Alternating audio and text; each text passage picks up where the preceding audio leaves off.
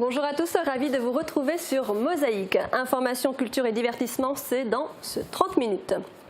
Et pour commencer, la une du jour. On connaissait Martine à la ferme dimanche matin, eh bien c'était une autre histoire, celle des élus à la ferme. Les officiels ont inauguré la balade gourmande de ferme en ferme, organisée pour la 11e année par l'association moséenne d'économie montagnarde. L'inauguration a eu lieu à Sarreguemines à la ferme ZAP, qui participait pour la première fois à cette manifestation. Un reportage à découvrir tout à l'heure dans le JT. En attendant, on jette un œil au sommaire de ce 30 minutes. Que c'est pratique. Festivité, c'est aussi un site internet en ligne pour faire ses courses. Festivité, des idées toutes faites. Au sommaire aujourd'hui, les abonnements à la saison culturelle de Sarreguemines marquent le pas pour atteindre le même nombre qu'en 2012. La sérénité est revenue à l'ESPE de Sarreguemines en même temps que les enseignants fonctionnaires stagiaires. Rideau de fer baissé, officine close, les pharmaciens sont en grève. Philippe Vogel de Styrin-Wendel a participé à la demi-finale du championnat de France des cavistes. Mosaïque a relevé le défi du Ice Bucket Challenge en faveur de la maladie de Charcot. La petite histoire du jour est celle de Willy Bellegarde, le plus jeune soldat allemand enterré au cimetière militaire de Bliesmangen-Bolschen. Dans notre rubrique Tendance, découvrez Dominique Valker et les membres de l'association La Perche Soleil qui œuvrent à la mise en valeur de l'étang de Beau-Soleil. Enfin, pour émerveiller vos papilles, Albert Wiesmann prépare une selle de chevreuil à l'alsacienne. Pour assurer la sécurité des écoliers, certaines communes déploient les grands moyens. C'était le cas de Sarralbe en 2008 qui avait investi quelques 7 000 € pour aménager la voirie et installer un feu de signalisation devant le groupe scolaire Robert Schumann. Mosaïque avait filmé le résultat il y a 6 ans jour pour jour. C'est notre séquence replay. Vos données sont accessibles où que vous soyez, avec ou sans votre ordinateur. Pour les pros, la solution, c'est le cloud ID Réseau. Depuis le 15 septembre, des feux tricolores ont été installés sur la rue Saint-Philippe qui entoure le groupe scolaire. 340 enfants traversent quotidiennement cette rue. Pour les protéger, la municipalité a décidé d'établir de nouvelles règles de circulation. Outre le feu de signalisation, la rue Saint-Philippe est désormais en sens unique, la vitesse des voitures limitée à 30 km/h. Les gens avaient l'habitude de passer par cette rue et ne faisaient pas très attention aux enfants. Alors maintenant, le problème a été réglé avec cette interdiction de circuler. Le feu est uniquement au rouge lors de l'entrée et de la sortie des classes. Les autres interdictions perdurent toute la journée. En cas d'infraction, les automobilistes risquent de 35 à 90 € d'amende. Oui, un reportage d'il y a 6 ans qui fait tristement écho au tragique accident qui s'est produit jeudi dernier devant le collège de Limberg au pays de Bitche. Un adolescent de 11 ans a été tué par une voiture alors qu'il se trouvait sur le trottoir. Sans transition, je vous propose de retrouver Sandrine à la ferme ZAP à Sarreguemines pour en savoir un peu plus sur les prévisions météo pour demain. 17% des accidents du quotidien ont pour origine le sport. Assurance accident de la vie, la sécurité par tous les temps. Bonjour tout le monde, pour ce mercredi 1er octobre, c'est un début de mois sympathique qui s'annonce. Les brumes, brouillards et nuages bas matinaux se dissipent généralement assez lentement, ce qui laisse place à des éclaircies vers la mi-journée qui s'élargissent l'après-midi. Au final, comme les températures gardent la forme, la sensation de temps plaisant l'emporte. Côté température, elle part de 10 à 13 degrés au réveil et culmine entre 19 et 22 degrés l'après-midi. Demain, mercredi 1er octobre, nous célébrons les Thérèse de l'Enfant Jésus et autrefois, nous fêtions les Rémi, ce qui donne lieu au dicton suivant « À la Saint-Rémy, la grande chaleur est finie ». Alors même si le soleil sera encore au rendez-vous dans les prochains jours, vous pouvez d'ores et déjà ressortir vos manteaux. Vous l'avez remarqué derrière moi, le mardi, c'est le jour de notre séquence à la ferme. Je vous propose aujourd'hui de faire un tour du côté du poulailler de la ferme de la Charmie à Houndelin, où la production d'œufs est 100% bio. Très bonne journée à tous et à demain.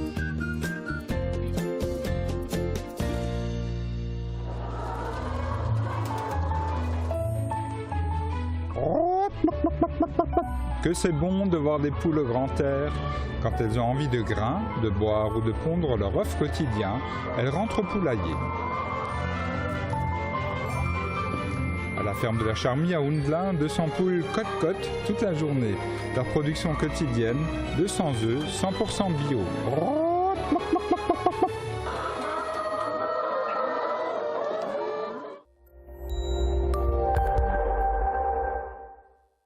Je parraine un ami. Et tout le monde y gagne. Mon filleul, ma banque et moi. Au Crédit Mutuel, un client satisfait rayonne. En page régionale, l'annonce d'une demi-journée sans cours dans les écoles et les collèges de France met le feu aux poudres en Lorraine. Sous la pression, le rectorat de Nancy-Metz a décidé hier de décaler cette demi-journée prévue le 13 octobre au 15 octobre. À la une de Forbach, à présent, changement de chef de gare à Forbach. Emmanuel Knoll est remplacé par Mélanie Weber. C'est la première fois que ce poste est occupé par une femme. À la une de Sarreguemines, en désaccord avec le projet de réforme qui vise à autoriser la vente de médicaments sans ordonnance hors officine, les pharmaciens montent au créneau. À Sarreguemines, seule une officine restera ouverte pour les urgences. Un reportage qui est à suivre dans notre JT.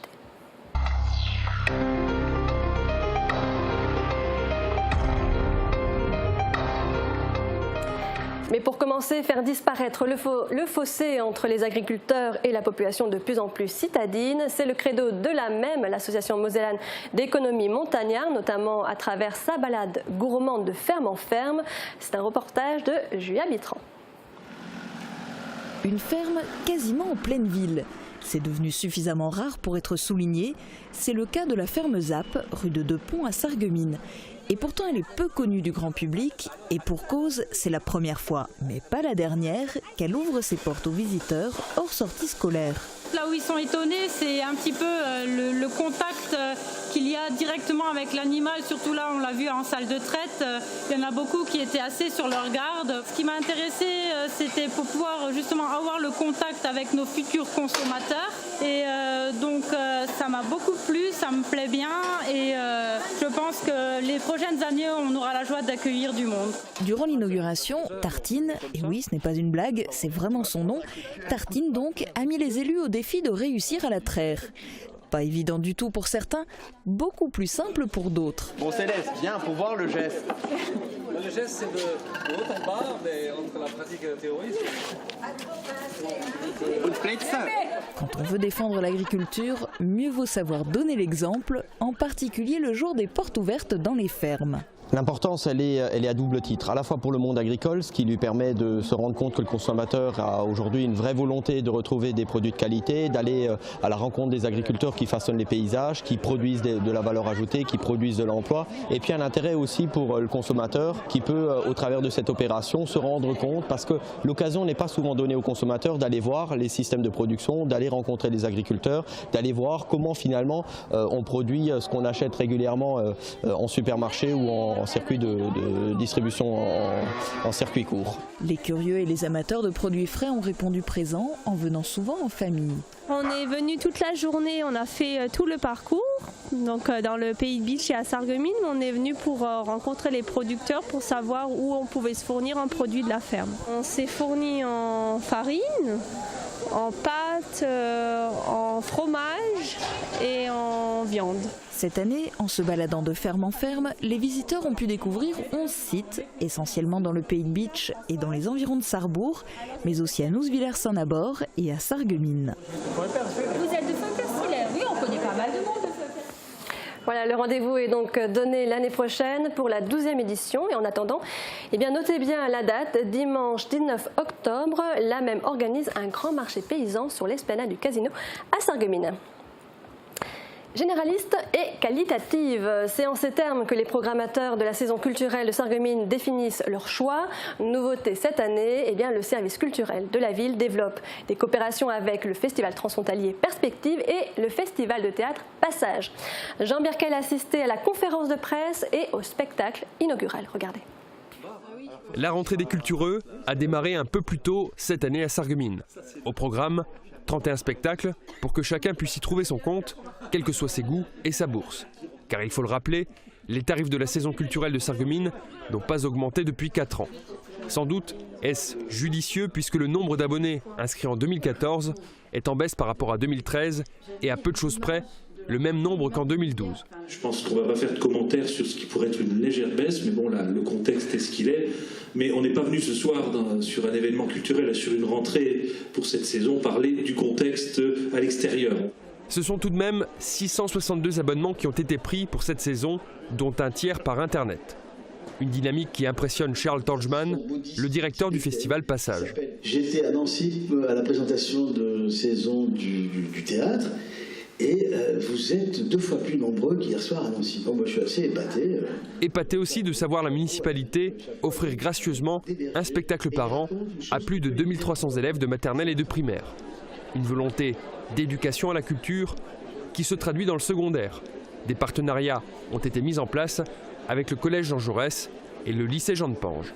J'appelle maintenant Gauthier Fourcade pour son spectacle. Merci mesdames et messieurs. Comme le veut la coutume, ce premier spectacle de la saison culturelle est offert aux abonnés. Gauthier Fourcade présente Le secret des Templiers, un spectacle cousu de mots de cœur et de coups de gueule poétiques d'un quinquagénaire que sa femme a quitté. Ici, il faut que je chante.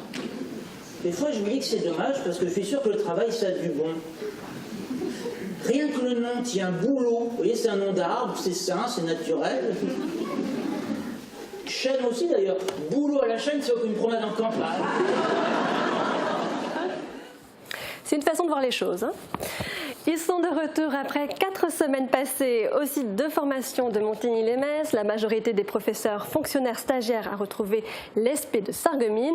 Un soulagement pour eux, mais aussi pour la directrice et pour l'équipe de formateurs. Un reportage de Guillaume Dumonteil.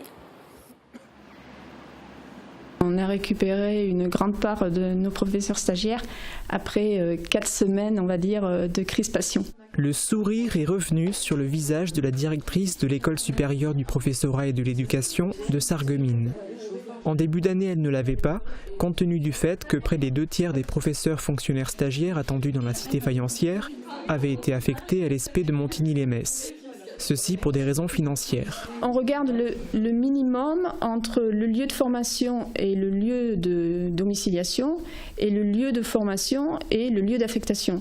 Mais comme ils avaient été tous affectés autour de Metz, du coup, je dirais au niveau financier, c'était moins cher de les faire suivre, de les faire affecter sur le site de formation de Montigny-Metz. Ces professeurs fonctionnaires stagiaires travaillent dans des établissements scolaires du lundi au mercredi et suivent une formation dans un SP les jeudis et vendredis. À l'école supérieure du professorat et de l'éducation de Sarreguemines, ils suivent un enseignement particulier axé autour de la biculturalité. Ils ont été obligés, contraints d'abandonner cette formation biculturelle pour poursuivre leur formation ailleurs, sur un autre site. Voilà. Donc c'est contraire au consigne ministériel parce qu'il y a eu rupture pédagogique. Et ensuite, le ministère appelle à ce qu'on affecte les professeurs stagiaires en tenant compte de leur cursus antérieur.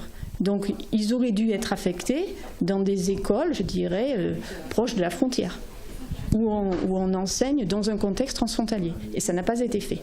S'ils enseignent toujours dans des établissements situés autour de Metz, les professeurs fonctionnaires stagiaires peuvent au moins suivre la formation dispensée à Sarreguemines. Pour parvenir à cette solution, ils ont pu compter sur le soutien du député maire, des syndicats et d'associations engagées pour la promotion de la biculturalité. Les pharmaciens à présent, mais aussi médecins, notaires ou encore avocats, de nombreuses professions libérales se mobilisent aujourd'hui contre leur déréglementation. Dans le reportage qui suit, l'attention est focalisée sur les pharmaciens. N'essayez pas d'acheter des médicaments aujourd'hui, c'est le parcours du combattant. En dehors de quelques pharmacies qui sont de garde, le mot d'ordre de grève lancé au niveau national par les 2 syndicats de pharmaciens est particulièrement suivi. Rideau de fer baissé, les officines sont fermées. Une délégation de représentants syndicaux a été reçue ce matin en préfecture à Metz. Juste avant son entrevue avec le préfet, Julia Bitran a rencontré le coprésident de la chambre syndicale majoritaire représentant quasi 80% des pharmaciens de Moselle pour faire le point sur la situation. On l'écoute. Vous faites partie des professions réglementées qui sont en grève aujourd'hui. Du côté des pharmaciens, quels sont les motifs ? Alors, les motifs de cette grève. Initialement, on a assisté au discours d'Arnaud Montebourg le 10 juillet, un discours concernant le projet de loi relatif à la croissance et au pouvoir d'achat des Français. Et c'est un discours dans lequel on a entendu des mots très durs. Des mots très durs ont été prononcés tels que rentier, nanti.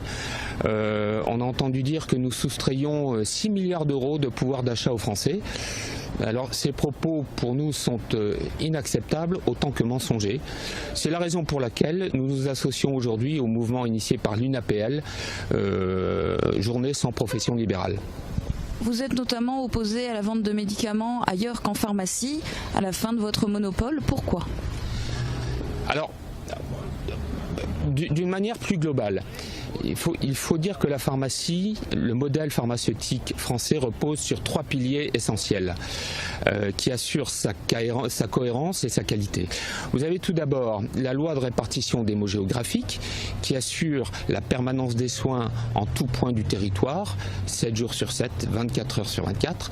Vous avez la propriété du capital qui assure l'indépendance financière du professionnel de santé et le monopole officinal, garant de la sécurité sanitaire pour éviter les accidents iatrogéniques, les accidents dus à la mauvaise utilisation ou à l'abus de médicaments et pour éviter les contrefaçons. C'est la raison pour laquelle nous sommes farouchement opposés à la vente des médicaments en grande surface.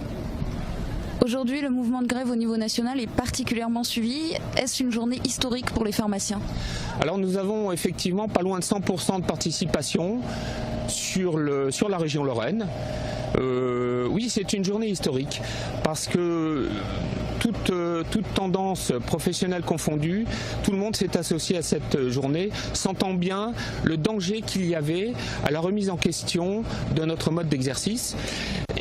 Je voudrais dire que nous nous battons surtout pour la préservation du modèle social français. Tout ce que nous faisons, c'est dans l'intérêt du patient et dans l'intérêt de faire des économies sur les dépenses de sécurité sociale. Et si vous ne pouvez pas attendre demain pour acheter les médicaments, sachez que les pharmaciens assurent aujourd'hui leur mission de service public par réquisition de certaines officines par les agences régionales de santé. Vous trouverez la liste des officines réquisitionnées sur le site de l'ARS de Lorraine, www.ars.lorraine.santé.fr. Ce nombre à présent, 6 000. 6 000, c'est le nombre de Français touchés par la SLA, la sclérose latérale amyotrophique, autrement appelée maladie de Charcot. Aucun traitement n'existe pour guérir, voire pour stopper la progression de cette maladie. Un programme de recherche d'envergure sur la SLA va être lancé cet automne en France. 1,5 million d'euros sont nécessaires pour voir ce projet aboutir. Mosaïque a relevé le défi du Ice Bucket Challenge en faveur de cette maladie peu connue. Le défi que nous avons relevé, c'est le défi que Kelly nous a lancé en interne. 1, 2, 3. C'est pas le défi qui compte, c'est la cause. La SLA ou maladie de Charcot est une maladie rare, au même titre que d'autres maladies. Et pourtant, elle existe bien et les personnes qui sont touchées par la maladie, elles souffrent. Leur entourage aussi. Et je considère que le simple fait de savoir nous rend responsable. En tant que média, en tous les cas, on a un rôle à jouer dans la sensibilisation. Donc Mosaïque va donc aussi faire un don en faveur de la maladie de Charcot de 200 €. Et nous allons lancer un défi au service technique de la casque, à bon entendeur. Ouais, et finalement, le défi sera relevé par la casque et non uniquement par le service technique de la casque. Ce sera ce samedi à l'occasion de la soirée festive prévue au Centre Nautique à partir de 16 h. Et sachez que vous n'êtes pas obligé de vous verser un seau d'eau glacée sur la tête pour soutenir la recherche. Vous pouvez envoyer directement un don par courrier à l'adresse qui s'affiche au bas de votre écran ou en vous rendant sur le site de l'association www.arsla-asso.com. Et en espérant bien sûr que ce défi insuffle un élan de générosité, de solidarité en direction non seulement de la SLA mais aussi en direction de d'autres causes. La suite du programme, c'est tout de suite après une petite page de pub. Restez avec nous.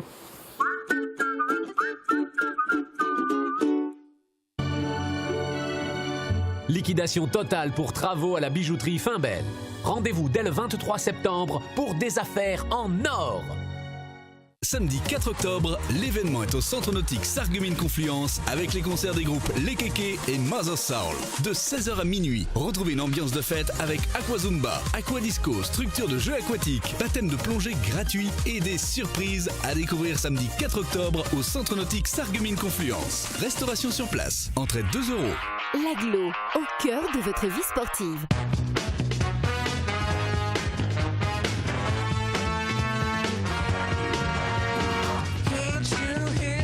Cavalry drums, hijacking your equilibrium.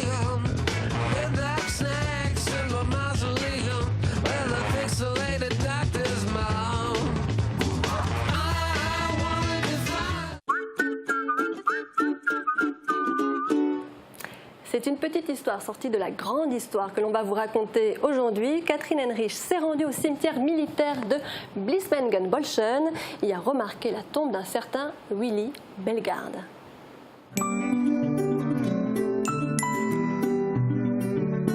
FBS, du bon temps par tous les temps.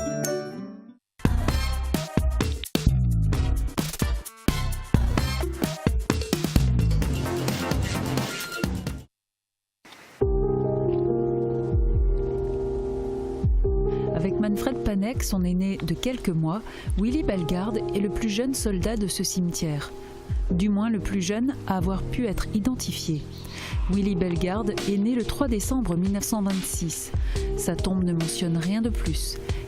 Il n'avait peut-être pas encore fêté ses 18 ans lorsqu'il est tombé au combat durant l'hiver 44-45 autour de Blismengen-Bolschen. Comme 59 de ses camarades, il a été inhumé ici dans les années 50 sur l'Allenberg, un lieu de mémoire et de témoignage des conséquences et des horreurs de la guerre. Et pour en savoir un peu plus sur ce cimetière, ne manquez pas ce vendredi notre émission Suivez le guide. Depuis 2008, il s'affaire pour rendre attractifs les temps de beau soleil. Ce sont les membres de l'association de pêche La Perche Soleil. Guillaume Dumonteil leur a rendu une petite visite. Avec Virch Menuiserie, votre maison devient tendance.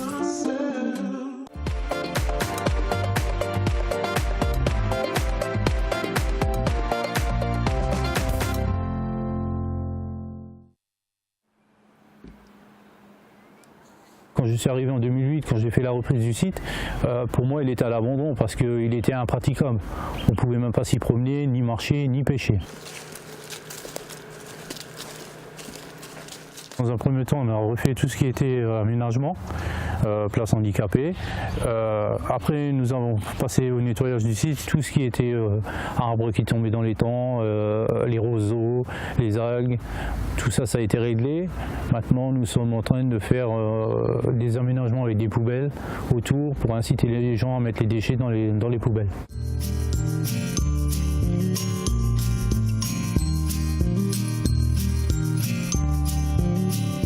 On est assez écolo, donc on fait aussi de la protection, on met des nichoirs d'oiseaux dans les arbres, on fait des aménagements pour tout ce qui est canard, c'est vraiment la faune et la flore, quoi, hein. Les écureuils, les cerfs, le poisson lui-même, pas les carpes koi, les couleuvres à collier qui circulent autour de l'étang.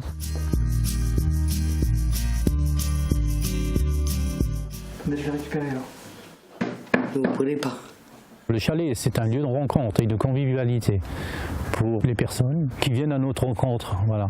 Ce sont les gens qui viennent à notre rencontre, poser des questions, parce qu'implanter un chalet comme ça au milieu d'un grand espace vert, ils n'ont jamais vu, quoi, hein. Toi, tu ouvres les volets de ta maison sur un nouveau matin. Le prochain aménagement que je vais faire, c'est une place pour véhicules handicapés, hein, en sachant qu'on a déjà aménagé une place de pêche pour personnes handicapées, donc un ponton de pêche, avec la sécurité, les rambardes et tout ce qui va avec, hein. On met bien nos choses sous les drintons et on va au carreau. Viens. Un très beau travail qui est effectué par cette association. Découvrons à présent la suite du menu de la semaine proposée par Albert Wiesmann. Après la salade de potiron, voici un plat qui se prête aussi très bien à la saison. Il s'agit d'une selle de chevreuil à l'alsacienne. Belle et fonctionnelle, les cuisines Aviva présentent entrée plat dessert. Aviva, la cuisine qui vous va.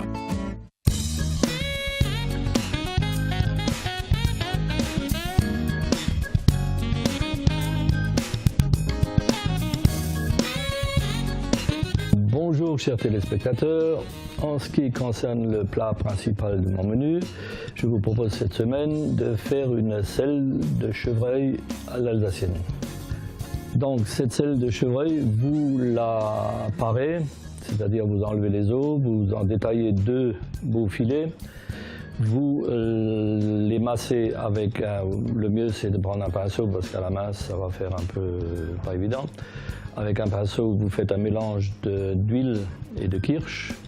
et vous badigeonnez vos 2 filets de chaque côté.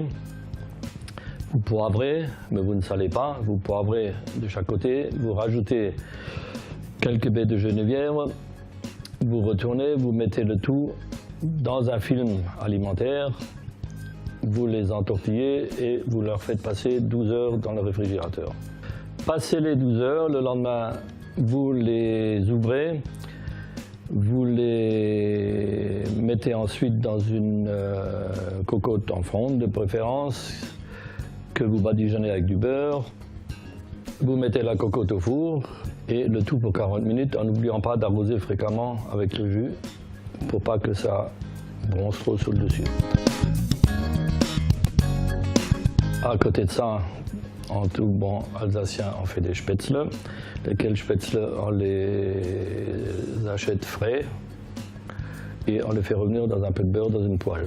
Donc on retire les 2 morceaux de viande du four qu'on réserve au chaud et avec la casserole qui sort du four, on verse 10 centilitres de vin d'Alsace, genre Riesling. Sur le fourneau, on récupère les sucres, on gratte le fond, on mélange le tout et une fois que ça s'est bien mélangé, on rajoute une grosse cuillère de... mais ça en dehors du feu, on rajoute une grosse cuillère de gelée de groseille qu'on mélange au reste. Une fois mélangé, on rajoute un filet de citron qu'on continue à remuer et votre sauce est prête pour napper le tout dans l'assiette.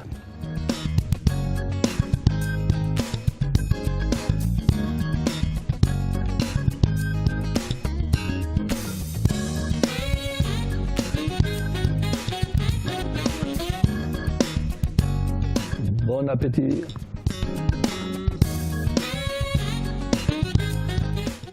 Merci à Albert pour cette chouette suggestion. C'est la fin de ce 30 minutes. Demain, vous avez rendez-vous avec Julia. Alors, bonne journée à tous.